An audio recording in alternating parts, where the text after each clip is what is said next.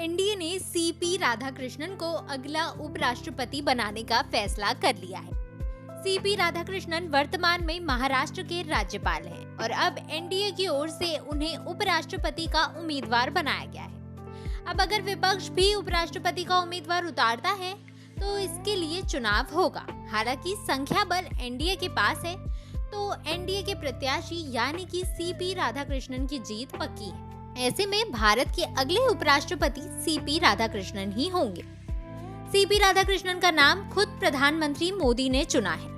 ये आरएसएस जनसंघ के जमाने से रहे हैं। लगभग 40 साल से ज्यादा का इन्हें अनुभव है। ये दिखाता है कि पार्टी के प्रति सीपी राधाकृष्णन कितने ईमानदार हैं।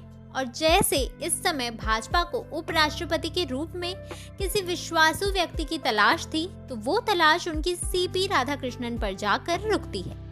सीपी राधाकृष्णन मूलतः तमिलनाडु के हैं। तमिलनाडु में उन्होंने पार्टी को मजबूत करने में बहुत ही अहम भूमिका निभाई है। साथ ही वो कृषि घराने से भी आते हैं। अब सीपी राधाकृष्णन को उपराष्ट्रपति उम्मीदवार बनाकर भाजपा ने एक तीर से कई निशाने साधे हैं।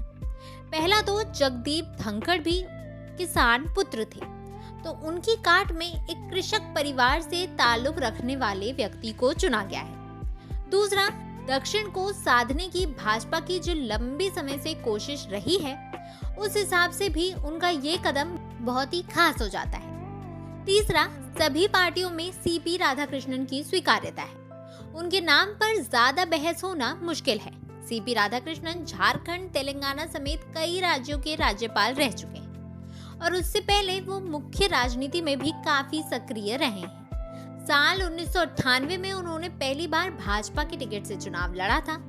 बहुत ही साधारण व्यक्ति हैं और एक लो प्रोफाइल मेंटेन रखते हैं। सबसे खास बात तो ये है कि ये कभी भी कोई ऐसा वैसा बयान देने के कारण सुर्खियों में नहीं आए हैं। राजनीतिक दलों में उनकी अच्छी इज्जत है।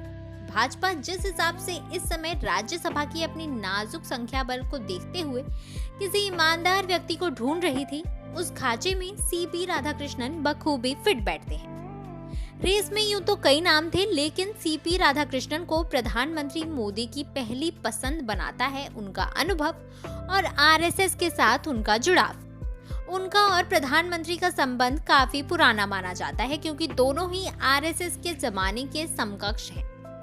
ऐसे में प्रधानमंत्री मोदी का सीपी राधाकृष्णन का नाम चुनना कोई आश्चर्य की बात नहीं है। ऐसे में अब इस समय फिलहाल सबकी नजर इस बात पर टिकी है कि आखिर विपक्ष की ओर से किसी उपराष्ट्रपति का उम्मीदवार बनाया जाता है, क्योंकि ये तो बिल्कुल साफ है कि विपक्ष भी कोई ना कोई उम्मीदवार तो मैदान में जरूर उतारने वाला है।